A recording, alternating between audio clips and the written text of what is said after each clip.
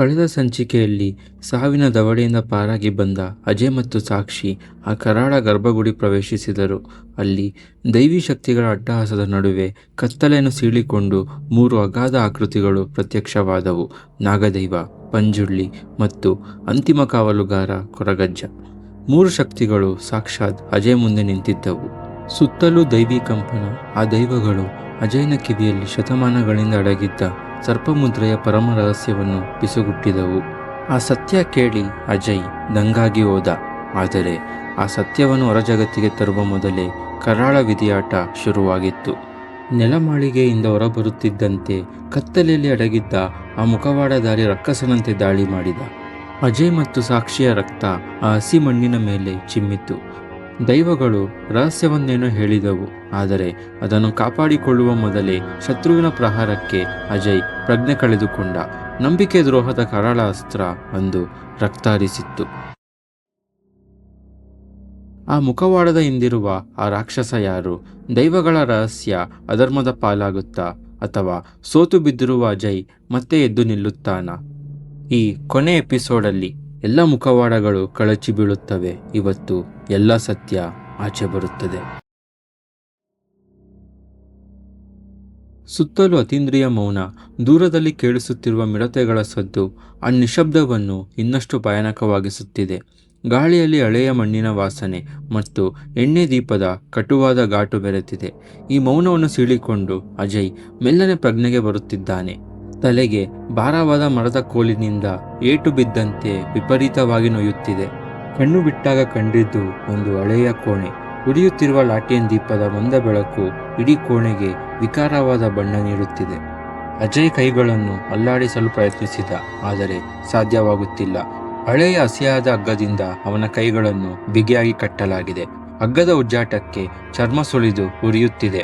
ಎದೆಯ ಬಡಿತ ಅವನ ಕಿವಿಗೆ ಕೇಳಿಸುವಷ್ಟು ಜೋರಾಗಿದೆ. ತಕ್ಷಣ ಬೆನ್ನಿನ ಹಿಂದೆ ಏನೋ ಬೆಚ್ಚಗಿನ ಮತ್ತು ಜಿಗುಟಾದ ಸ್ಪರ್ಶವಾಯಿತು. ಆತಂಕದಿಂದ ಕೈಗಳನ್ನು ಹಿಂದಕ್ಕೆ ಚಾಚಿದಾಗ ತಣ್ಣಗಿನ ಮನುಷ್ಯನ ಕೈಗಳು ತಗುಲಿದವು. ಅಜಯ್ ಕಷ್ಟಪಟ್ಟು ಕತ್ತು ತಿರುಗಿಸಿ ನೋಡಿದಾಗ ಅವನ ಹೃದಯ ಒಂದು ಕ್ಷಣ ನಿಂತೇ ಹೋಯಿತು. ಸಾಕ್ಷಿ ಅವನ ಬೆನ್ನಿಗೆ ಅಂಟಿಕೊಂಡಂತೆ ನೆಲದ ಮೇಲೆ ಬಿದ್ದಿದ್ದಾಳೆ. ಅವಳ ಬಿಳಿ ಉಡುಪಿನ ಮೇಲೆ ಗಾಢ ಕೆಂಪು ರಕ್ತ ಹರಿಯುತ್ತಿದೆ. ಹಣೆಯಿಂದ ಸುರಿದ ರಕ್ತ ನೆಲದ ಮೇಲೆ ಸಣ್ಣ ಕೆರೆಯಂತಾಗಿದೆ.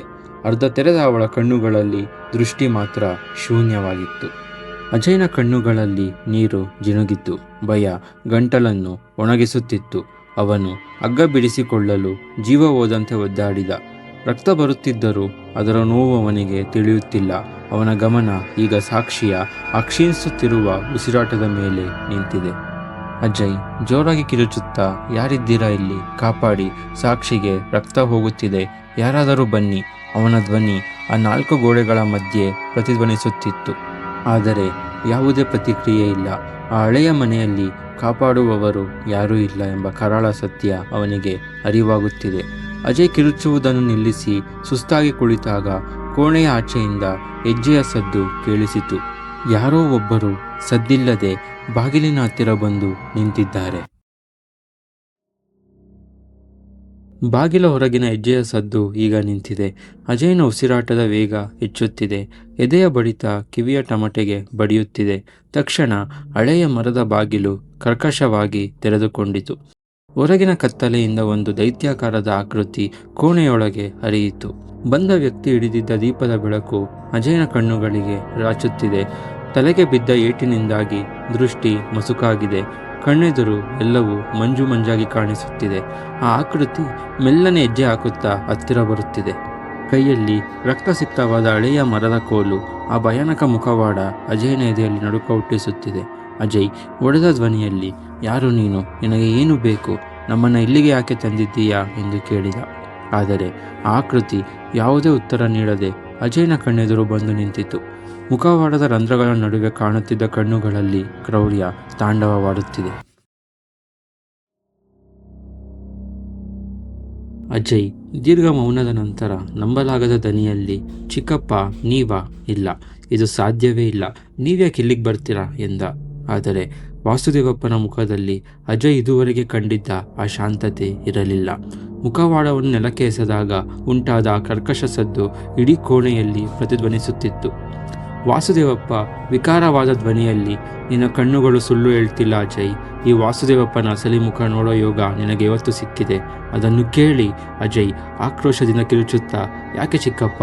ಈ ಮನೆ, ಆಸ್ತಿ, ನಾವೆಲ್ಲ ನಿಮ್ಮವರಲ್ವಾ? ನಮ್ಮ ಮೇಲೆ ರಕ್ಕಸನಂತೆ ದಾಳಿ ಮಾಡೋಕ್ಕೆ ನಿಮಗೆ ಮನಸ್ಸು ಹೇಗೆ ಬಂತು? ಸಾಕ್ಷಿಯ ಸ್ಥಿತಿ ನೋಡಿ, ನಿಮ್ಮ ರಕ್ತ ಅಲ್ವಾ ನಾವು ಎಂದು ಕೇಳಿದ. ವಾಸುದೇವಪ್ಪ ಕ್ರೂರವಾಗಿ ನಗುತ್ತಾ, ರಕ್ತ ಬಾಂಧವ್ಯ ಇದೆಲ್ಲ ಬರೀ ಮಾತಿಗಷ್ಟೇ. ಈ ಮಣ್ಣಿನ ಅಡಿಯಲ್ಲಿರೋ ಆ ರಹಸ್ಯದ ಮುಂದೆ ಯಾವುದೂ ದೊಡ್ಡದಲ್ಲ. ನೀನು ನನ್ನ ರಕ್ತ ಅಂತಾದೆ ನಿನ್ನನ್ನು ಇಲ್ಲಿಯವರೆಗೂ ಕಾಪಾಡಿದ್ದು. ಇಲ್ಲ ಅಂದರೆ ಆ ನೆಲಮಾಳಿಗೆಯಲ್ಲೇ ನಿನ್ನ ಹೆಣ ಬೀಳ್ತಿತ್ತು ಎಂದ. ವಾಸುದೇವಪ್ಪ ಜೇಬಿನಿಂದ ಹಳೆಯ ಹಸ್ತಪ್ರತಿಯ ಸಣ್ಣ ಭಾಗವನ್ನು ಹೊರತೆಗೆದನು. ವಾಸುದೇವಪ್ಪ ಅಜಯನನ್ನು ನೋಡುತ್ತಾ, ದೈವಗಳು ನಿನ್ನ ಕಿವಿಯಲ್ಲಿ ಏನೋ ಹೇಳಿವೆ ಅಂತ ನನಗೆ ಗೊತ್ತು. ಅದನ್ನು ನೀನು ಬಾಯಿ ಬಿಡೋವರೆಗೂ ನಿನಗೆ ಈ ಕೋಣೆಯಿಂದ ಮುಕ್ತಿ ಇಲ್ಲ. ನೆನಪಿಟ್ಟುಕೋ, ಇವತ್ತು ಆ ರಹಸ್ಯವನ್ನು ಹೇಳದಿದ್ದರೆ ನಿನ್ನ ವಂಶದ ಕತೆ ಇಲ್ಲಿಗೆ ಮುಕ್ತಾಯವಾಗುತ್ತದೆ. ವಾಸುದೇವಪ್ಪ ಕೋಪದ ಧ್ವನಿಯಲ್ಲಿ, ಈ ಪ್ರಪಂಚ ನಾವು ಅಂದುಕೊಂಡಷ್ಟು ಚಿಕ್ಕದಲ್ಲ. ಅಮೆರಿಕಾದಲ್ಲೊಬ್ಬ ಪುರಾತತ್ವ ಶಾಸ್ತ್ರಜ್ಞನಿದ್ದಾನೆ. ಅವನಿಗೆ ಆ ಅನಂತ ಪದ್ಮನಾಭ ಸ್ವಾಮಿ ದೇವಸ್ಥಾನದ ವಾಲ್ಟ್ ಬೇ ರಹಸ್ಯ ಬೇಕು. ಆದರೆ ಆ ಬಾಗಿಲನ್ನು ತೆರೆಯುವುದು ಸುಲಭವಲ್ಲ. ಅದರ ಮೇಲೆ ಸರ್ಪಮುದ್ರೆಯ ದೈವಿ ಬಂಧನವಿದೆ. ಮಂತ್ರಗಳ ಉಚ್ಚಾರಣೆಯಲ್ಲಿ ಸಣ್ಣ ತಪ್ಪಾದರೂ ಆ ಮುದ್ರೆ ಇನ್ನಷ್ಟು ಬಲವಾಗುತ್ತದೆ. ಅದನ್ನು ತೆರೆಯಲು ಯಾರಿಂದಲೂ ಸಾಧ್ಯವಿಲ್ಲ. ಅದಕ್ಕೆ ನಮಗೆ ಬೇಕಾಗಿರೋದು ಆ ಅಂತಿಮ ರಹಸ್ಯದ ಶ್ಲೋಕ. ಅಜಯ್ ಆಕ್ರೋಶ ಹೊರಗಾಕುತ್ತಾ, ಅದಕ್ಕೆ ನನ್ನನ್ನು ಬಳಸಿಕೊಂಡ್ರ? ದೈವಗಳ ಜೊತೆ ಮಾತನಾಡುವ ಶಕ್ತಿ ನಮ್ಮ ವಂಶದ ರಕ್ತಕ್ಕಿದೆ ಅನ್ನೋ ಕಾರಣಕ್ಕೆ ನನ್ನನ್ನು ಇಲ್ಲಿಗೆ ಕರೆಸಿ ಬಲಿಪಶು ಮಾಡ್ತಾರ ಎಂದು ಕೇಳಿದ. ವಾಸುದೇವಪ್ಪ ಕ್ರೂರವಾಗಿ ನಗುತ್ತಾ, ಬಲಿಪಶು? ಹೌದು ಅಜಯ್, ಆ ದೈವಗಳು ಬಾಯಿ ಬಿಡುವುದು ನಿನ್ನ ಹತ್ತಿರ ಮಾತ್ರ ಅಂತ ನನಗೆ ಗೊತ್ತಿತ್ತು. ಅದಕ್ಕೆ ನಿನ್ನನ್ನು ದಾಳವಾಗಿ ಬಳಸಿಕೊಂಡೆ. ಆ ವಿದೇಶಿ ಉದ್ಯಮಿ ಕೊಟ್ಟ ಹಣದ ಮುಂದೆ ಈ ರಕ್ತದ ಸಂಬಂಧಗಳೆಲ್ಲ ಕಸಕ್ಕೆ ಸಮಾನ. ಆ ಶ್ಲೋಕ ಎಲ್ಲಿದೆ ಅಂತ ಈಗಲೇ ಹೇಳು ಎಂದು ಕೇಳಿದ. ಅಜಯ್ ಅಲ್ಲು ಕಚ್ಚಿ, ನನ್ನನ್ನು ಕೊಂದರೂ ಪರವಾಗಿಲ್ಲ. ಈ ಮಣ್ಣಿನ ಪವಿತ್ರತೆಯನ್ನು ನಿನ್ನಂಥ ದ್ರೋಹಿಯ ಕೈಗೆ ಸಿಗಲು ನಾನು ಬಿಡುವುದಿಲ್ಲ ಚಿಕ್ಕಪ್ಪ. ನೀನು ನನ್ನನ್ನು ಸಾಯಿಸಬಹುದು, ಆದರೆ ಆ ಸತ್ಯವನ್ನು ಕದಿಯಲು ನಿನ್ನಿಂದ ಸಾಧ್ಯವಿಲ್ಲ. ವಾಸುದೇವಪ್ಪನ ಮುಖ ಕೋಪದಿಂದ ಕೆಂಪಾಯಿತು. ಅವನ ಕೈಯಲ್ಲಿದ್ದ ಹಳೆಯ ಕೋಲು ನೆಲಕ್ಕೆ ಬಲವಾಗಿ ಅಪ್ಪಳಿಸಿದ ಸದ್ದು ಹೊರಗಿನ ಮಿಂಚಿನ ಸದ್ದಿನೊಂದಿಗೆ ಬೆರೆತು ಇಡೀ ಕೋಣೆಯನ್ನು ಬೆಚ್ಚಿ ಬೀಳಿಸಿತು. ವಾಸುದೇವಪ್ಪ ಕೋಪದಿಂದ, ಸಾವಿನ ಭಯ ಎಲ್ಲರಿಗೂ ಇರುತ್ತದೆ ಅಜಯ್. ನಿನ್ನ ಪ್ರಾಣ ಹೋದರೆ ನಿನಗೆ ಚಿಂತೆ ಇಲ್ಲದಿರಬಹುದು, ಆದರೆ ನಿನ್ನ ಬೆನ್ನ ಹಿಂದೆ ಇವಳಿದ್ದಾಳಲ್ಲ, ಇವಳ ಪ್ರಾಣ ಹೋದರೆ ನೀನು ಸಹಿಸಿಕೊಳ್ಳುತ್ತೀಯ ಎಂದು ಕೇಳಿದ. ವಾಸುದೇವಪ್ಪ ಜೇಬಿನಿಂದ ಹೊಳೆಯುವ ಚಾಕುವನ್ನು ಹೊರತೆಗೆದನು. ಅದರ ತೀಕ್ಷ್ಣತೆ ಅಜಯ್ನ ಕಣ್ಣುಗಳನ್ನು ಕುಕ್ಕಿತು. ವಾಸುದೇವಪ್ಪ ಮೆಲ್ಲನೆ ಪ್ರಜ್ಞಾಹೀನಳಾಗಿ ಬಿದ್ದಿರುವ ಸಾಕ್ಷಿ ಹತ್ತಿರ ಹೆಜ್ಜೆ ಹಾಕತೊಡಗಿದ. ಅಜಯ್ ಈಗ ಏನು ಮಾಡುತ್ತಾನೆ? ತನ್ನ ನಂಬಿಕೆಯನ್ನು ಉಳಿಸಿಕೊಳ್ಳುತ್ತಾನಾ ಅಥವಾ ತನ್ನ ಪ್ರೀತಿಯನ್ನು ಉಳಿಸಿಕೊಳ್ಳುತ್ತಾನಾ? ಇಷ್ಟೆಲ್ಲ ನಡೆಯುತ್ತಿದ್ದರೂ ದೈವಗಳು ಯಾಕೆ ಮೌನವಾಗಿದೆ? ಇದು ಯಾವುದು ದೊಡ್ಡ ಸುನಾಮಿಯ ಮುನ್ಸೂಚನೆಯೇ? ಕೋಣೆಯ ಮಂದ ಬೆಳಕಿನಲ್ಲಿ ವಾಸುದೇವಪ್ಪನ ನೆರಳು ಗೋಡೆಯ ಮೇಲೆ ಅಟ್ಟಹಾಸ ಮಾಡುತ್ತಿದೆ. ಅವನ ಕೈಯಲ್ಲಿದ್ದ ಚಾಕುವಿನ ಹೊಳಪು ಅಜಯ್ನ ಕಣ್ಣುಗಳನ್ನು ಕುಕ್ಕುತ್ತಿದೆ.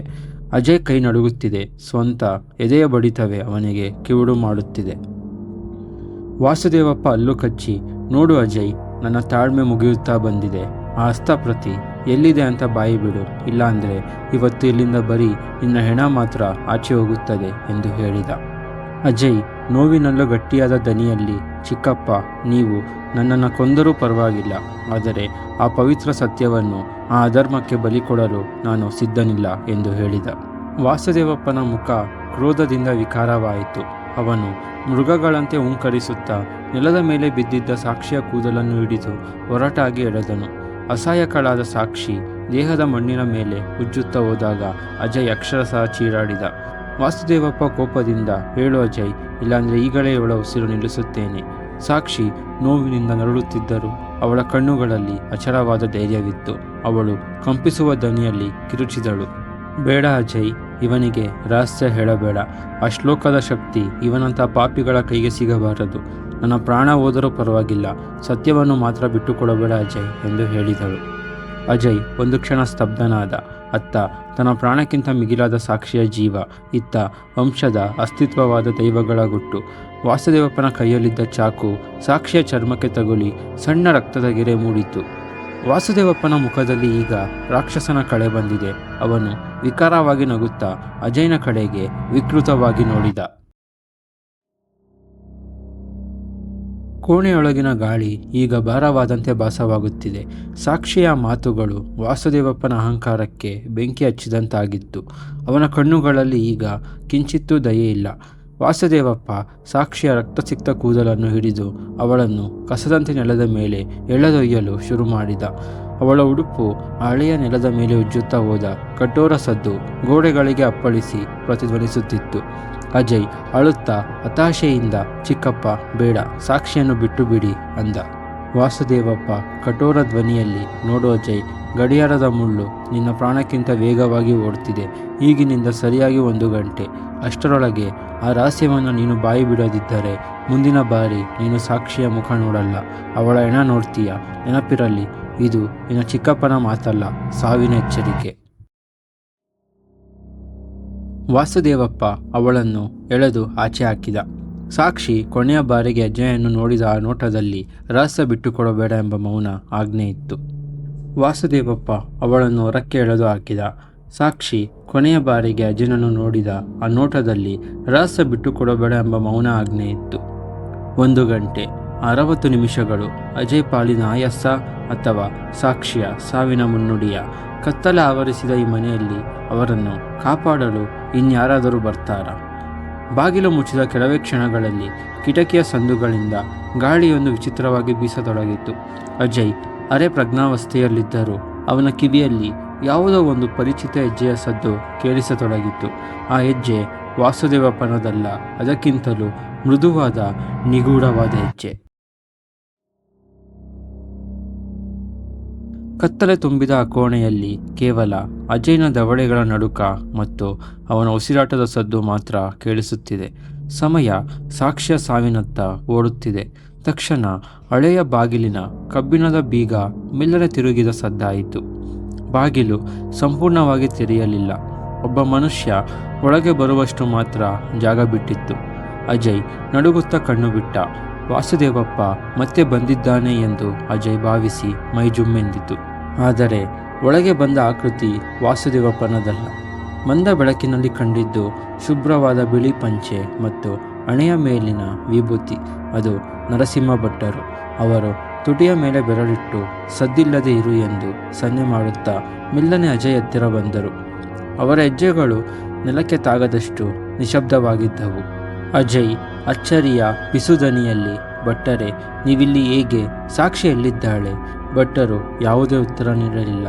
ಅವರ ಮುಖದಲ್ಲಿ ಒಂದು ವಿಚಿತ್ರ ಗಾಂಭೀರ್ಯವಿತ್ತು. ಸದ್ದಿಲ್ಲದೆ ಅಜಯ್ನ ಬೆನ್ನ ಹಿಂದೆ ಹೋಗಿ ಸಣ್ಣ ಕತ್ತರಿಯಿಂದ ಅವನ ಕೈಗಳ ಹಗ್ಗ ಕತ್ತರಿಸಿದರು. ಬಂಧನ ಮುಕ್ತನಾದ ಅಜಯ್ ತಕ್ಷಣ ಬಾಗಿಲಿನತ್ತ ಓಡಲು ಪ್ರಯತ್ನಿಸಿದ. ಅಜಯ್ ಸುಸ್ತಾದ ಧ್ವನಿಯಲ್ಲಿ, ನಾನು ಸಾಕ್ಷಿಯನ್ನು ಬಿಟ್ಟು ಬರಲ್ಲ ಭಟ್ಟರೆ. ಅವಳನ್ನು ಆ ರಾಕ್ಷಸ ಎಲ್ಲಿಗೆ ಕರೆದುಕೊಂಡು ಹೋಗಿದ್ದಾನೆ ಅಂತ ನನಗೆ ಗೊತ್ತು ಅಂದ. ಅಜಯ್ ಬಾಗಿಲು ತಲುಪುವ ಮೊದಲೇ ಭಟ್ಟರು ಅವನ ತೋಳನ್ನು ಬಲವಾಗಿ ಹಿಡಿದರು. ಅವರ ಕಣ್ಣುಗಳಲ್ಲಿ ರಕ್ಷಣೆಗಿಂತ ಹೆಚ್ಚಾಗಿ ಏನೋ ಒಂದು ನಿಗೂಢವಾದ ಆಲೋಚನೆ ಮಿಂಚಿದಂತಾಯಿತು. ನರಸಿಂಹ ಭಟ್ಟರು ತೀಕ್ಷ್ಣವಾದ ಪಿಸುದನಿಯಲ್ಲಿ, ಮೂರ್ಖತನ ಮಾಡಬೇಡ ಅಜಯ್, ನೀನು ಈಗ ಹೋದರೆ ಇಬ್ಬರ ಹೆಣ ಬೀಳೋದು ಖಂಡಿತ. ವಾಸುದೇವಪ್ಪ ಒಬ್ಬನೇ ಇಲ್ಲ, ಅವನ ಜೊತೆ ಆ ವಿದೇಶಿ ಉದ್ಯಮಿ ಮತ್ತು ಗೂಂಡಗಳಿದ್ದಾರೆ. ಈಗ ಇಲ್ಲಿಂದ ತಪ್ಪಿಸಿಕೊಳ್ಳುವುದಷ್ಟೇ ನಿನ್ನ ಮುಂದಿರುವ ದಾರಿ. ನರಸಿಂಹ ಭಟ್ಟರು ಅಜಯ್ನ ಮಾತನ್ನು ಕತ್ತರಿಸಿ, ನನ್ನನ್ನು ನಂಬು, ಕಾಲ ಕೂಡಿ ಬಂದಾಗ ಎಲ್ಲವನ್ನು ಸರಿಪಡಿಸಬಹುದು. ಈಗ ನನ್ನ ಜೊತೆ ಬಾ, ಇಲ್ಲದಿದ್ದರೆ ದೈವಗಳ ರಹಸ್ಯವೂ ಉಳಿಯಲ್ಲ, ನೀನು ಬದುಕಲ್ಲ ಎಂದು ಹೇಳಿದರು. ನರಸಿಂಹ ಭಟ್ಟರ ಮನೆ ಗಾಳಿಯಲ್ಲಿ ಕರ್ಪೂರ ಮತ್ತು ಹಳೆಯ ತಾಳೆಗರಿಗಳ ವಾಸನೆ ಭಾರವಾಗಿ ಆವರಿಸಿದೆ. ಅಜಯ್ ಮರದ ಮಂಚದ ಮೇಲೆ ಕುಳಿತಿದ್ದಾನೆ. ಅವನ ಇಡೀ ಶರೀರ ನಡುಗುತ್ತಿದೆ.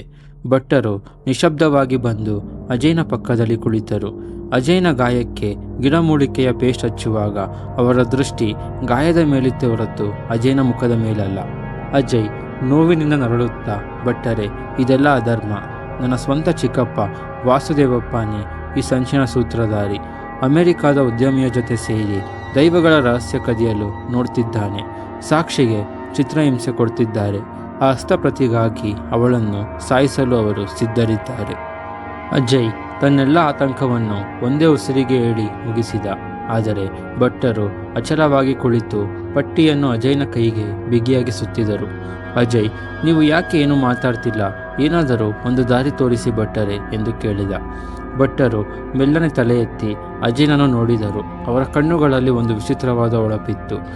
ನರಸಿಂಹ ಭಟ್ಟರು ತಣ್ಣಗಿನ ಧ್ವನಿಯಲ್ಲಿ, ಕಾಲ ಬರಬೇಕು ಅಜಯ್. ಹಣ್ಣು ಹಣ್ಣಾಗುವ ಮುನ್ನವೇ ಕಿತ್ತರೆ ರುಚಿ ಇರಲ್ಲ. ದೈವಗಳು ದಾರಿ ತೋರಿಸುತ್ತವೆ. ಅಲ್ಲಿಯವರೆಗೆ ಈ ಮೌನ ಅನಿವಾರ್ಯ. ಈಗ ನೀನು ವಿಶ್ರಾಂತಿ ತಗೋ ಅಂದರು. ಭಟ್ಟರ ಈ ಅತಿಯಾದ ಶಾಂತತೆ ಅಜಯ್ಗೆ ದಿಗಿಲು ಹುಟ್ಟಿಸಿತು. ಚಿಕ್ಕಪ್ಪನ ದ್ರೋಹದ ಬಗ್ಗೆ ಕೇಳಿದ ಮೇಲೂ ಇವರು ಇಷ್ಟು ಸಹಜವಾಗಿರುವುದು ಹೇಗೆ ಸಾಧ್ಯ? ಭಟ್ಟರು ಗಾಯಕ್ಕೆ ಪಟ್ಟಿ ಕಟ್ಟುವಾಗ ಅದು ಉಪಚಾರದಂತೆ ಅನಿಸುವುದಕ್ಕಿಂತ ಹೆಚ್ಚಾಗಿ ಅವನನ್ನು ಕಟ್ಟಿ ಹಾಕುವ ಹಗ್ಗದಂತೆ ಭಾಸವಾಯಿತು. ಆಚೆ ಬೆಳಕು ಹರಿಯುತ್ತಿದ್ದರೂ ಭಟ್ಟರ ಮನೆಯೊಳಗೆ ಇನ್ನೂ ಕತ್ತಲೆ. ಅಜಯ್ ಕಣ್ಣು ಬಿಟ್ಟಾಗ ಮೈಕೈ ವಿಪರೀತ ನೋಯುತ್ತಿತ್ತು. ಅಜಯ್ ಭಟ್ಟರನ್ನು ಕರೆದ, ಆದರೆ ಅವರ ಸುಳಿವೇ ಇರಲಿಲ್ಲ. ಇಲ್ಲಿ ಹೆಚ್ಚು ಕಾಲ ಕಳೆದರೆ ಸಾಕ್ಷಿಯ ಪ್ರಾಣಕ್ಕೆ ಅಪಾಯ ಎಂದು ಅರಿವಾದ ಅಜಯ್ ಕೂಡಲೇ ದೈವಗಳು ಅಂದು ಸೂಚಿಸಿದ ನಿಗೂಢ ಜಾಗದತ್ತ ಹೊರಟ. ಅಜಯ್ ತಲುಪಿದ್ದು ತನ್ನ ಅಜ್ಜಪ್ಪನ ಹಳೆಯ ಮನೆಗೆ. ಆ ಮನೆ ಈಗ ಸ್ಮಶಾನದಂತೆ ಮೌನವಾಗಿದೆ. ಬಾಗಿಲಿನ ಜಾಲಗಳು ಮುಖಕ್ಕೆ ತಾಕಿದಾಗ ಕೆಟ್ಟ ಶಕುನದ ಮುನ್ಸೂಚನೆ ಸಿಕ್ಕಿದಂತಾಯಿತು. ದೈವಗಳು ಅಂದು ನೆಲಮಾಳಿಗೆಯಲ್ಲಿ ರಹಸ್ಯ ಹೇಳಿತು ಇದೇ ಜಾಗದ ಬಗ್ಗೆಯೇ. ಅಜಯ್ ಕೋಣೆಯನ್ನೆಲ್ಲ ಜಾಲಾಡಿದ. ಹಳೆಯ ಪುಸ್ತಕಗಳು, ದೈವಗಳ ಫೋಟೋಗಳಿದ್ದವೇ ಹೊರತು ಶ್ಲೋಕದ ಸುಳಿವೇ ಇರಲಿಲ್ಲ. ತಕ್ಷಣ ಅವನ ದೃಷ್ಟಿ ಅಜ್ಜಪ್ಪ ಮಲಗುತ್ತಿದ್ದ ಪುರಾತನ ಮರದ ಮಂಚದ ಮೇಲೆ ಬಿತ್ತು. ಅಜ್ಜಪ್ಪ ಯಾವತ್ತೂ ಈ ಮಂಚ ಬಿಟ್ಟು ಎದ್ದವರಲ್ಲ. ಇದರ ಅಡಿಯಲ್ಲಿ ಏನಾದರೂ ಇರಬಹುದಾ ಎಂದು ಅಜಯ್ ಮಂಡಿ ಊರಿ ಮಂಚದ ಅಡಿಯಲ್ಲಿ ಕೈ ಹಾಕಿ ಹುಡುಕಿದ. ಧೂಳು ಮತ್ತು ಮಣ್ಣಿನ ನಡುವೆ ಕೈಗಳಿಗೆ ಮರದ ಗೆರೆಯೊಂದು ತಗುಲಿತು. ಅದು ಸಾಮಾನ್ಯ ನೆಲವಲ್ಲ. ಅಜಯ್ ಶಕ್ತಿ ಮೀರಿ ಆ ಮರದ ತುಂಡನ್ನು ಎಳೆದಾಗ ರಹಸ್ಯವಾದ ಸಣ್ಣ ಬಾಗಿಲೊಂದು ತೆರೆದುಕೊಂಡಿತು. ಅವನ ಉಸಿರಾಟ ವೇಗವಾಯಿತು. ಆ ಕತ್ತಲ ಸಂಧಿಯೊಳಗೆ ಕೈ ಹಾಕಿದಾಗ ಸಿಕ್ಕಿದ್ದು ಹಸ್ತಪ್ರತಿಯಲ್ಲ, ಬದಲಾಗಿ ತಣ್ಣಗಿನ ಲೋಹದ ವಸ್ತು. ಅಜಯ್ ಅದನ್ನು ಆಚೆ ತೆಗೆದು ಕಿಟಕಿಯ ಬೆಳಕಿನಲ್ಲಿ ನೋಡಿದ. ಅದು ಬಂಗಾರದ ಸರ್ಪದ ಪದಕ. ಅದರ ಕಣ್ಣುಗಳಲ್ಲಿದ್ದ ಕೆಂಪು ವಜ್ರ ಜೀವಂತ ಹಾವಿನಂತೆ ಅಜಯ್ನನ್ನೇ ನೋಡುತ್ತಿದ್ದಂತೆ ಭಾಸವಾಯಿತು. ಅಜಯ್ ಆ ಪದಕವನ್ನು ಗಟ್ಟಿಯಾಗಿ ಹಿಡಿದಾಗ ಬೆನ್ನ ಹಿಂದೆ ಯಾರೋ ನಿಂತು ಉಸಿರಾಡುತ್ತಿರುವ ಅನುಭವ. ಭಯದಿಂದ ಹಿಂದೆ ತಿರುಗಿದಾಗ ಅಲ್ಲಿ ಯಾರಿರಲಿಲ್ಲ. ಆದರೆ ಅಜ್ಜಪ್ಪನ ಮಂಚದ ಮೇಲೆ ಅವರು ಧರಿಸುತ್ತಿದ್ದ ಹಳೆಯ ಪಂಚೆ ಮೆಲ್ಲನೆ ಅಲುಗಾಡುತ್ತಿತ್ತು. ಆ ಮನೆ ಅಜಯ್ಗೆ ಏನೋ ಸೂಚನೆ ಕೊಡುತ್ತಿದೆಯೇ, ಅಥವಾ ಶತ್ರುಗಳು ಅವನನ್ನು ಹಿಂಬಾಲಿಸುತ್ತಿದ್ದಾರೆಯೇ? ಅಜಯ್ನ ಕೈಯಲ್ಲಿದ್ದ ಬಂಗಾರದ ಸರ್ಪದ ಪದಕ ಸೂರ್ಯನ ಬೆಳಕಿಗೆ ಹೊಳೆಯುತ್ತಿದೆ. ಅದನ್ನು ನೋಡುತ್ತಿದ್ದಂತೆ ಅವನಿಗೆ ಹಳೆಯ ದೃಶ್ಯ ನೆನಪಾಯಿತು. ಹಿಂದೆ ಈ ಕೆರೆಯ ಅಡಿಯಲ್ಲಿ ಪೆಟ್ಟಿಗೆಯನ್ನು ಹುಡುಕುವಾಗ ದಿವ್ಯವಾಗಿ ಹೊಳೆಯುವ ಬಾಗಿಲೊಂದು ಕಂಡಿತ್ತು. ಅವತ್ತು ಆತುರದಲ್ಲಿ ನಾನು ಆ ಬಾಗಿಲನ್ನು ಗಮನಿಸಲಿಲ್ಲ. ಅಜ್ಜಪ್ಪ ಬಚ್ಚಿಟ್ಟಿದ್ದ ಈ ಪದಕವೇ ಆ ಬಾಗಿಲನ್ನು ತೆರೆಯುವ ಕೀಲಿ ಇರಬಹುದು ಎಂದು ಯೋಚಿಸಿದ. ಅಜಯ್ ಕೆರೆಯ ದಂಡೆಯ ಮೇಲೆ ನಿಂತಿದ್ದಾನೆ. ಅವನು ದೀರ್ಘವಾಗಿ ಉಸಿರು ತೆಗೆದುಕೊಂಡು ನೀರಿಗೆ ಧುಮುಕಿದ. ನೀರಿನ ಒಳಗೆ ಹೋದಂತೆ ಪ್ರಪಂಚವೇ ನಿಶಬ್ದವಾಯಿತು. ಆಳಕ್ಕೆ ಹೋದಂತೆ ಉಸಿರು ಕಟ್ಟಿದಂತಾಯಿತು. ತಕ್ಷಣ ಆಳದ ಕತ್ತಲೆಯಿಂದ ದೈತ್ಯಾಕಾರದ ನಾಗರ ಹಾವೊಂದು ಅಜಯ್ನತ್ತ ವೇಗವಾಗಿ ಈಜುತ್ತಾ ಬಂದಿತು. ಅಜಯ್ ಭಯದಿಂದ ಕಣ್ಣು ಮುಚ್ಚಿದ. ಆದರೆ ಆ ಹಾವು ಅವನನ್ನು ಕಚ್ಚಲಿಲ್ಲ. ಬದಲಾಗಿ ಅದು ಅಜಯ್ನ ಮುಖದ ಹತ್ತಿರ ಬಂದು ದಿವ್ಯವಾದ ಹಸಿರು ದ್ರವವನ್ನು ಹರಡಿತು. ಆ ಕ್ಷಣದಲ್ಲಿ ಅಜಯ್ನ ಉಸಿರಾಟ ಸುಲಭವಾಯಿತು. ನೀರಿನ ಅಡಿಯಲ್ಲೂ ಅವನು ಉಸಿರಾಡುತ್ತಿದ್ದಾನೆ. ಇದು ನಾಗದೈವದ ಕೃಪೆ ಎಂದು ಅಜಯ್ಗೆ ಅರಿವಾಯಿತು. ಆ ದೈವಿಕ ಸರ್ಪ ದಾರಿ ತೋರಿಸುತ್ತಾ ಮುಂದೆ ಸಾಗುತ್ತಿದೆ. ಅಜಯ್ ಅದನ್ನು ಹಿಂಬಾಲಿಸಿ ಬೃಹತ್ ಬಂಡೆಯ ಮುಂದಿದ್ದ ಹೊಳೆಯುವ ದ್ವಾರದ ಮುಂದೆ ನಿಂತ. ಆ ದ್ವಾರದ ಮೇಲಿದ್ದ ರಂಧ್ರ ಸರಿಯಾಗಿ ಸರ್ಪ ಪದಕದ ಅಳತೆಯದ್ದೇ ಆಗಿತ್ತು. ಅಜಯ್ ನಡುಗುವ ಕೈಗಳಿಂದ ಪದಕವನ್ನು ರಂಧ್ರದೊಳಗೆ ಇರಿಸಿ ತಿರುಗಿಸಿದ. ನೀರಿನ ಅಡಿಯಲ್ಲೂ ಬಾಗಿಲು ತೆರೆಯುವ ಭೀಕರ ಸದ್ದು ಕೇಳಿಸಿತು. ಬಾಗಿಲಿನಿಂದ ಅದ್ಭುತ ಬೆಳಕು ಹೊರಹೊಮ್ಮಿತು. ಒಳಗಿದ್ದ ಸಣ್ಣ ಗೂಡಿನಲ್ಲಿ ಅಜ್ಜಪ್ಪನ ಮನೆಯ ಮುದ್ರೆ ಇರುವ ಹಳೆಯ ಮರದ ಪೆಟ್ಟಿಗೆ ಇತ್ತು. ಅಜಯ್ ಆ ಪೆಟ್ಟಿಗೆಯನ್ನು ಕೈಗೆತ್ತುಕೊಂಡ.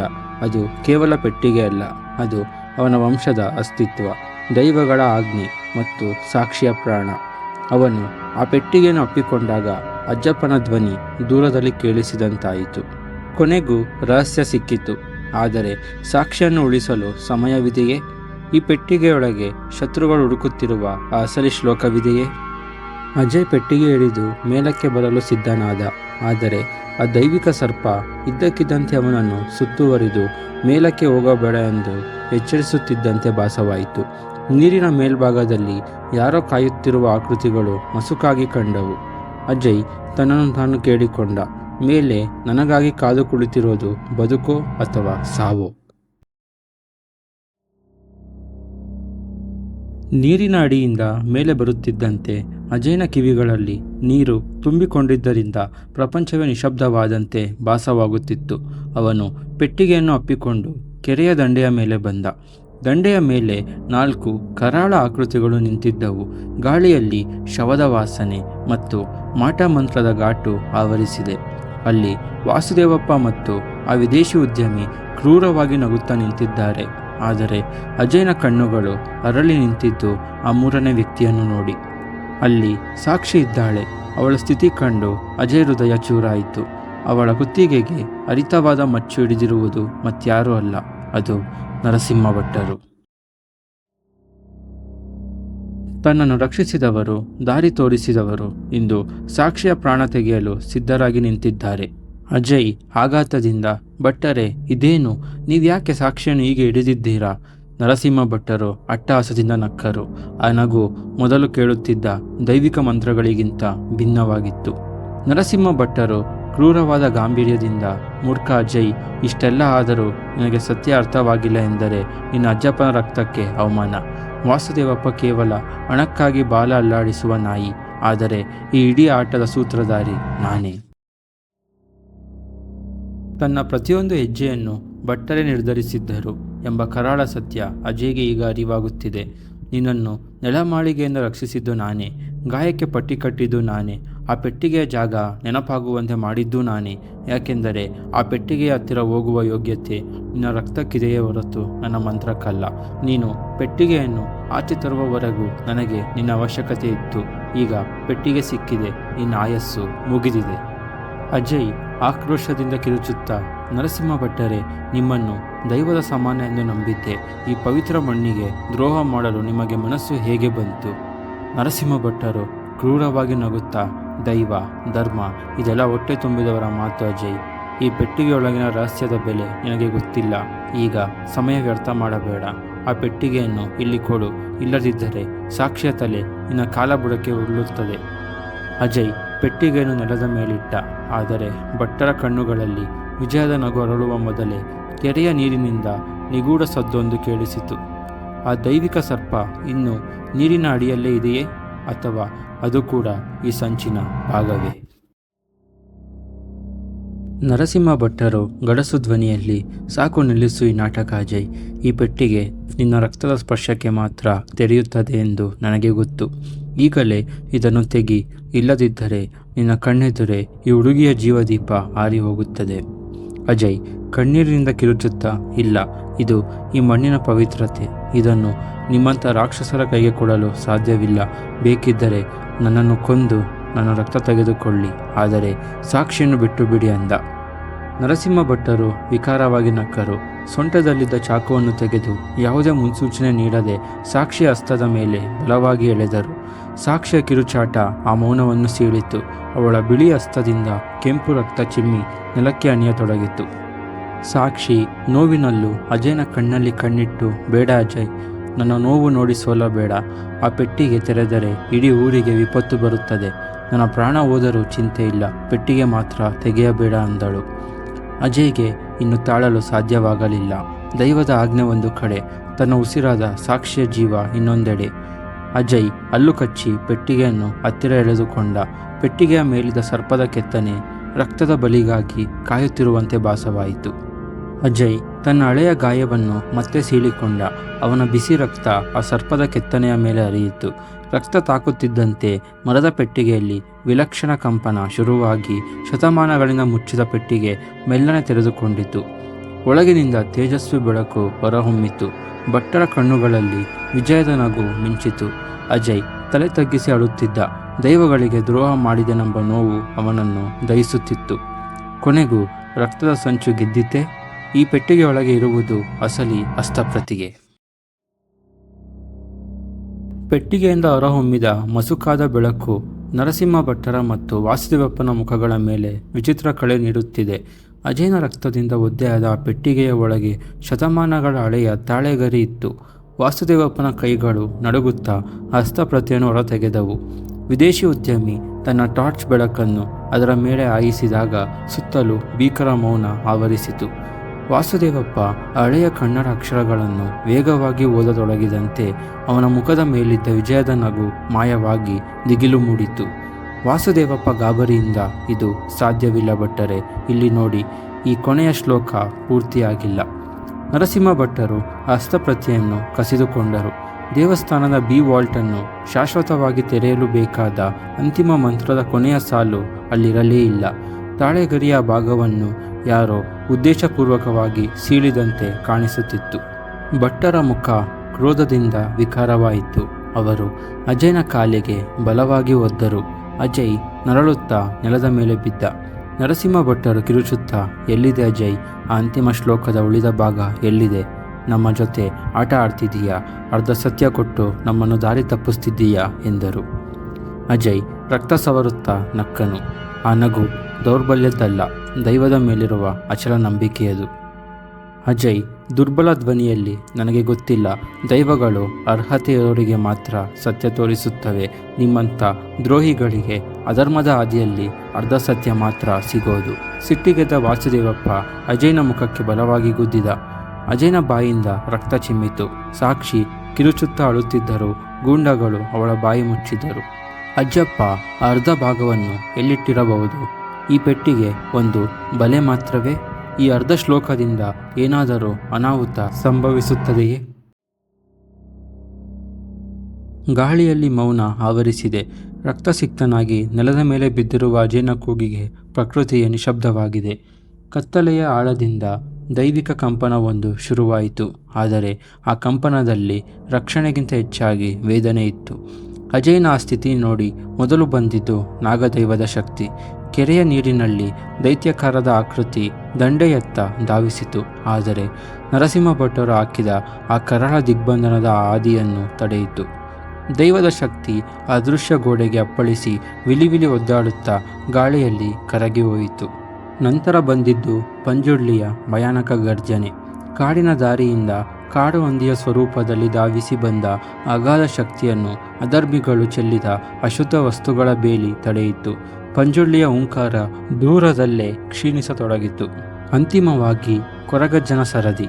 ಕತ್ತಲೆಯ ಮೂಲೆಯಿಂದ ಗಗ್ಗರದ ಸದ್ದು ಕೇಳಿಸಿದಾಗ ಅಜಯ್ನ ಕಣ್ಣಲ್ಲಿ ಆಸೆಯ ಕಿರಣ ಮೂಡಿತು. ಆದರೆ ನರಸಿಂಹ ಭಟ್ಟರು ಸಿದ್ಧಪಡಿಸಿದ್ದ ಭೀಕರ ಕ್ಷುದ್ರ ಶಕ್ತಿಯ ಗಡಿರೇಖೆ ಅಜ್ಜನನ್ನು ತಡೆಯಿತು. ಕೊರಗಜ್ಜನ ಶಕ್ತಿಯು ಆ ಮಂತ್ರವನ್ನು ಸೀಳಲಾಗದೆ ಅಸಹಾಯಕವಾಗಿ ನಿಂತಿತು. ನರಸಿಂಹ ಭಟ್ಟರು ವಿಕಾರವಾಗಿ ನಗುತ್ತಾ, ನೋಡು ಅಜಯ್, ನಿನ್ನ ದೈವಗಳು ಇಂದು ಅಸಹಾಯಕ. ಈ ಮಣ್ಣಿನ ಶಕ್ತಿಯನ್ನು ಮಂತ್ರದಿಂದ ಹೇಗೆ ಕಟ್ಟಿ ಹಾಕಬೇಕೆಂದು ನನಗೆ ಗೊತ್ತು. ಇಂದು ನಿನ್ನನ್ನು ಕಾಪಾಡಲು ಆ ದೇವರಿಗೂ ಸಾಧ್ಯವಿಲ್ಲ. ವಾಸುದೇವಪ್ಪ ಕ್ರೂರವಾಗಿ, ದೈವಗಳೇ ಕೈಬಿಟ್ಟ ಮೇಲೆ ನಿನ್ನ ಕತೆ ಮುಗಿದಂತೆಯೇ. ಈ ಶ್ಲೋಕವನ್ನು ಪೂರ್ತಿ ಮಾಡು, ಇಲ್ಲದಿದ್ದರೆ ಈ ಮಣ್ಣಲ್ಲೇ ನಿನ್ನ ಸಮಾಧಿಯಾಗುತ್ತದೆ ಎಂದನು. ಅಜಯ್ ಆಕಾಶದ ಕಡೆಗೆ ನೋಡಿದ. ತನ್ನ ವಂಶವನ್ನೇ ಕಾಯುವ ಶಕ್ತಿಗಳು ಅಧರ್ಮಿಗಳ ಸಂಚಿನ ಮುಂದೆ ಮೌನವಾಗಿರುವುದನ್ನು ಕಂಡು ಅವನ ಆತ್ಮವೇ ಕುಸಿಯಿತು. ನರಸಿಂಹ ಭಟ್ಟರು ಅಜಯ್ನ ಕತ್ತಿನ ಮೇಲೆ ಕಾಲಿಟ್ಟು ಒತ್ತಿದರು. ದೈವಗಳು ಬರಲಿಲ್ಲ, ಆದರೆ ಗಾಳಿಯ ದಿಕ್ಕು ಬದಲಾಗಿ ಮರಗಿಡಗಳು ಹುಚ್ಚು ಹಿಡಿದಂತೆ ಅಲುಗಾಡತೊಡಗಿದವು. ಅಧರ್ಮದ ಆ ದಿಗ್ಬಂಧನಕ್ಕೆ ಮೊದಲ ಬಾರಿ ನಡುಕ ಶುರುವಾಯಿತು. ದೂರದ ಬೆಟ್ಟಗಳ ಸಾಲಿನಿಂದ ಕಾಡಿಗೆ ಆಳದ ಗರ್ಭದಿಂದ ಒಂದು ದೈವಿಕ ಕಿರುಚಾಟ ಕೇಳಿಸಿತು. ಆ ಧ್ವನಿಯಲ್ಲಿ ಕ್ರೋಧವಿತ್ತು, ನ್ಯಾಯದ ಕಿಚ್ಚಿತ್ತು. ಆ ಸದ್ದಿಗೆ ನರಸಿಂಹ ಭಟ್ಟರು ಹಿಡಿದಿದ್ದ ಮಂತ್ರದ ಪ್ರತಿ ಅವರ ಕೈಯಲ್ಲೇ ಪುಡಿಪುಡಿಯಾದವು. ಅವರು ನಿರ್ಮಿಸಿದ್ದ ಕರಾಳ ಶಕ್ತಿಯ ಗಡಿರೇಖೆ ಗಾಜಿನಂತೆ ಚೂರಾಗಿ ಚದುರಿ ಹೋಯಿತು. ಕತ್ತಲೆಯನ್ನು ಸೀಳಿಕೊಂಡು ಅಗಾಧ ಬೆಳಕು ಮೂಡಿತು. ಗಗ್ಗರದ ಸದ್ದು ಭಯಾನಕವಾಗಿ ಕೇಳಿಸತೊಡಗಿತು. ಧೂಳಿನ ನಡುವೆ ಕಾಣಿಸಿಕೊಂಡಿದ್ದು ಆ ರೌದ್ರ ಶಕ್ತಿ ಕ್ಷೇತ್ರಪಾಲ, ಗುಳಿಗ ದೈವ. ಅಗಾಧವಾದ ಕಣ್ಣುಗಳು, ಮೈಮೇಲೆ ಅರಿಶಿನ ಕುಂಕುಮದ ಲೇಪನ, ಕೈಯಲ್ಲಿ ರೌದ್ರ ಆಯುಧ. ಗುಳಿಗನ ಉಸಿರಾಟವೇ ಗಾಳಿಯಲ್ಲಿ ಬಿರುಗಾಳಿಯಂತೆ ಬೀಸುತ್ತಿದೆ. ಭೂಮಿ ಪ್ರತಿಯೊಂದು ಹೆಜ್ಜೆಗೂ ಅದರುತ್ತಿದೆ. ವಾಸುದೇವಪ್ಪ ಹೆದರಿ ಹಿಂದೆ ಸರಿಯುತ್ತಾ, ಭಟ್ಟರೆ ಇದೆಂಥ ಶಕ್ತಿ, ದಿಗ್ಬಂಧನ ಯಾಕೆ ಕೆಲಸ ಮಾಡ್ತಿಲ್ಲ, ಗುಳಿಗ ದೈವ ಇಲ್ಲಿಗೆ ಹೇಗೆ ಬಂತು ಎಂದು ಕೇಳಿದ. ನರಸಿಂಹ ಭಟ್ಟರು ಬೆವರುತ್ತಾ, ಅಸಾಧ್ಯ, ಕ್ಷುದ್ರ ಶಕ್ತಿಗಳಿಗೆ ಈ ದೈವವನ್ನು ಕಟ್ಟಿಹಾಕಲು ಸಾಧ್ಯವೇ ಇಲ್ಲ. ಸ್ವಾಮಿ ಪಂಜುರ್ಲಿಯ ಹಿಂದೆ ಧರ್ಮಪಾಲಕ ಗುಳಿಗನು ಇರುತ್ತಾನೆ ಅನ್ನೋದನ್ನು ನಾನು ಮರೆತಿದ್ದೆ. ಗುಳಿಗ ದೈವವು ಅಜಯ್ ಮತ್ತು ಸಾಕ್ಷಿಯ ಮುಂದೆ ಕಾವಲುಗಾರನಂತೆ ನಿಂತಿತು. ಆ ಕಟು ನೋಟಕ್ಕೆ ಶತ್ರುಗಳು ಶಕ್ತಿಹೀನರಾದರು. ಅಜಯ್ ಮೆಲ್ಲನೆ ತಲೆ ಎತ್ತಿ ನೋಡಿದ. ಅವನ ಕಣ್ಣುಗಳಲ್ಲಿ ಈಗ ಭಯವಿಲ್ಲ, ಕೇವಲ ಭಕ್ತಿಯ ಕಣ್ಣೀರು ಮತ್ತು ಗೆಲುವಿನ ಭರವಸೆ ಇದೆ. ಕೊನೆಗೂ ಕ್ಷೇತ್ರಪಾಲ ಬಂದಿದ್ದಾನೆ. ರಕ್ತದ ಸಂಚಿಗೆ ರಕ್ತದ ಕಾವಲುಗಾರನೇ ಉತ್ತರ ಕೊಡುತ್ತಿದ್ದಾನಾ? ಅಜ್ಜಪ್ಪ ಹೇಳುತ್ತಿದ್ದ ಮಾತು ಇಂದು ಸತ್ಯವಾಗುತ್ತಿದೆ.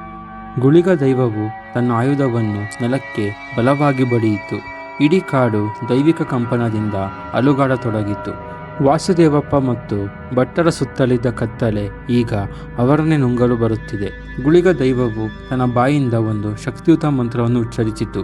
ಆ ಅಂತಿಮ ಶ್ಲೋಕದ ರಹಸ್ಯ ಗುಳಿಗನ ಆ ಗರ್ಜನೆಯಲ್ಲಿ ಅಡಗಿದೆಯೇ? ಗುಳಿಗ ದೈವದ ಅಬ್ಬರಕ್ಕೆ ಇಡೀ ಕಾಡು ನಡುಗುತ್ತಿದೆ. ಅಧರ್ಮವನ್ನು ಸದೆಬಡಿಯಲು ಗುಳಿಗನಿಗೆ ಶರೀರದ ಅವಶ್ಯಕತೆ ಇದೆ. ಅದು ಈ ಮಣ್ಣಿನ ಮಗ ಅಜಯನ ಶರೀರ. ಗುಳಿಗನು ಹೂಂಕರಿಸುತ್ತಾ ಪರಕಾಯ ಪ್ರವೇಶಕ್ಕೆ ಮುಂದಾದನು. ಅಜಯನ ಶರೀರ ಗಾಳಿಯಲ್ಲಿ ಮೇಲೆದ್ದಿತು. ಗುಳಿಗನ ಶಕ್ತಿ ಅವನೊಳಗೆ ಪ್ರವೇಶಿಸಲು ಯತ್ನಿಸಿದಾಗ ಅಜಯನ ಕೈಯಲ್ಲಿ ಕಪ್ಪು ದಾರ ಕೆಂಡದಂತೆ ಹೊಳೆಯತೊಡಗಿತ್ತು. ಇದು ನರಸಿಂಹ ಭಟ್ಟರು ಕಟ್ಟಿದ ಕ್ಷುದ್ರ ಮಂತ್ರದ ದಾರ. ಆ ದಾರದಿಂದ ಕಪ್ಪು ಹೊಗೆ ಆಚೆ ಬಂದು ದೈವಿಕ ಶಕ್ತಿಯನ್ನು ತಡೆಯಿತು. ಅಜಯ್ ನೋವಿನಿಂದ ಕಿರುಚುತ್ತಿದ್ದಾನೆ. ಅವನ ಶರೀರ ಈ ಎರಡು ಶಕ್ತಿಗಳ ನಡುವೆ ನಲುಗುತ್ತಿದೆ. ಆದರೆ ಅಧರ್ಮ ಹೆಚ್ಚು ಕಾಲ ಉಳಿಯಲಿಲ್ಲ. ಆಕಾಶದ ಮೋಡಗಳ ನಡುವೆ ಬಿಳಿ ಬೆಳಕು ಮೂಡಿ ಬೆಟ್ಟದ ತುದಿಯಲ್ಲಿ ದಿವ್ಯ ಆಕೃತಿಯೊಂದು ಕಾಣಿಸಿಕೊಂಡಿತು. ಅದು ಧರ್ಮದ ಸಂಕೇತ, ಮಹಾನಂದಿ ದೈವ. ನಂದಿಯ ಕುತ್ತಿಗೆಯ ಗಂಟೆ ಮೊಳಗಿದಾಗ ಕಾಡಿನಲ್ಲಿದ್ದ ಸಮಸ್ತ ನಕಾರಾತ್ಮಕ ಶಕ್ತಿಗಳು ಬೆಚ್ಚಿಬಿದ್ದವು. ನಂದಿಯು ಗಾಳಿಯನ್ನು ಸೀಳುತ್ತಾ ಅಜ್ಜನತ್ತ ಧಾವಿಸಿ ಬಂದಿತ್ತು. ಅದರ ಉಸಿರಾಟದಲ್ಲಿ ಪವಿತ್ರ ಹೋಮದ ವಾಸನೆ ಇತ್ತು.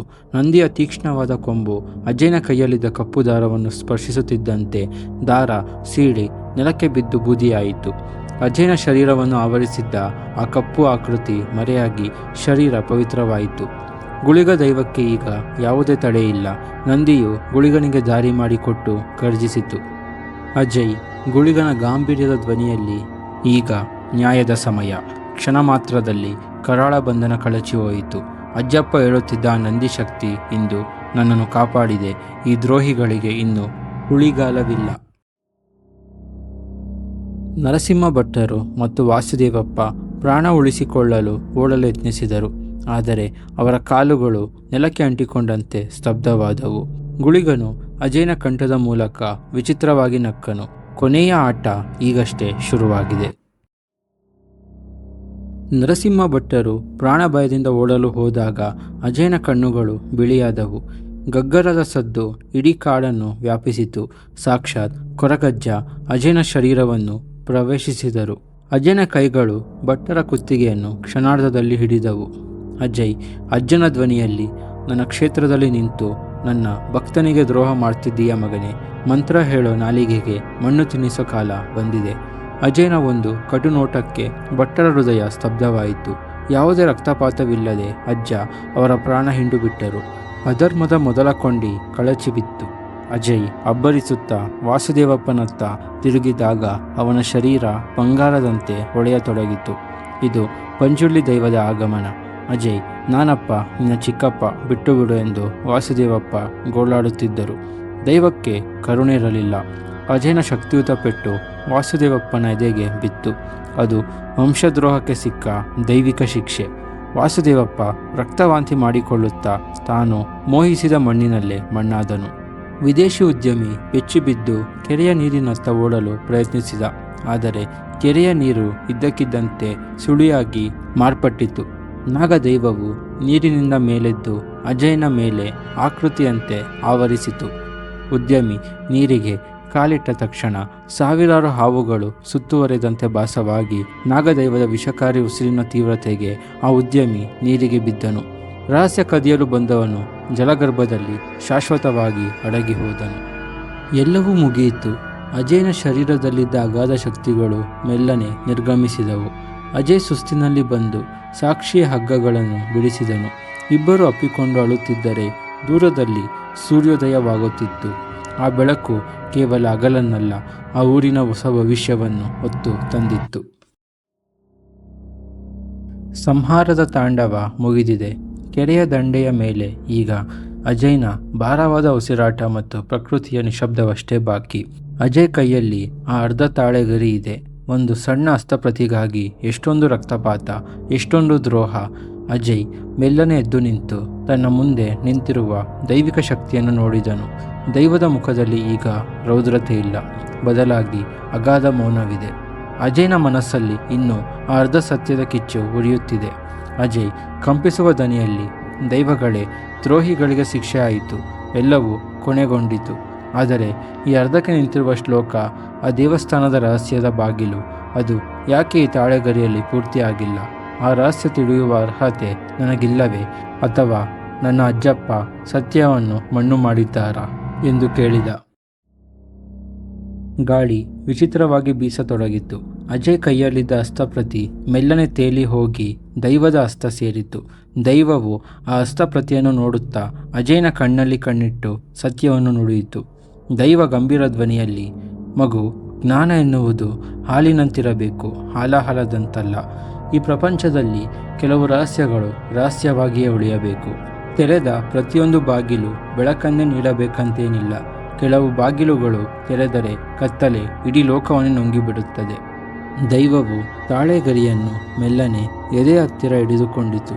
ಅದು ಮಾಯವಾಗುವ ಮುನ್ಸೂಚನೆ ನೀಡುತ್ತಿತ್ತು. ದೈವ ಗಂಭೀರ ಧ್ವನಿಯಲ್ಲಿ, ಮನುಷ್ಯನ ಆಸೆ ಆಕಾಶದಷ್ಟಿದೆ, ಆದರೆ ತಾಳ್ಮೆ ಸಾಸಿವೆಯಷ್ಟು. ಈ ರಹಸ್ಯ ಈಗ ಹೊರಬಂದರೆ ಲೋಕಕ್ಕೆ ಅಪಾಯ. ಯಾವುದನ್ನು ನೀನು ರಹಸ್ಯ ಎಂದುಕೊಂಡಿದ್ದೀಯೋ ಅದು ವಾಸ್ತವದಲ್ಲಿ ಈ ಭೂಮಿಯನ್ನು ಕಾಯುತ್ತಿರುವ ಕಾವಲುಗಾರ. ರಹಸ್ಯಗಳು ಮಣ್ಣಿನ ಅಡಿಯಲ್ಲಿ ಮಲಗಿದ್ದಾಗಲೇ ಈ ಸೃಷ್ಟಿ ಸುಭಿಕ್ಷವಾಗಿರುತ್ತದೆ. ಅಜಯ್ಗೆ ಈಗ ಅರಿವಾಯಿತು. ಸತ್ಯ ಎನ್ನುವುದು ಕೇವಲ ತಿಳಿದುಕೊಳ್ಳುವುದಲ್ಲ, ಅದನ್ನು ರಕ್ಷಿಸುವುದು ಕೂಡ.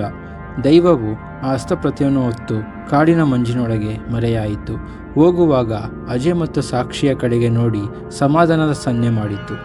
ಅಜಯ್ನ ಕೈಗಳು ಖಾಲಿಯಾಗಿವೆ, ಆದರೆ ಮನಸ್ಸು ಭಾರಮುಕ್ತವಾಗಿದೆ. ಸಾಕ್ಷಿ ಅವನ ಪಕ್ಕ ಬಂದು ನಿಂತಳು.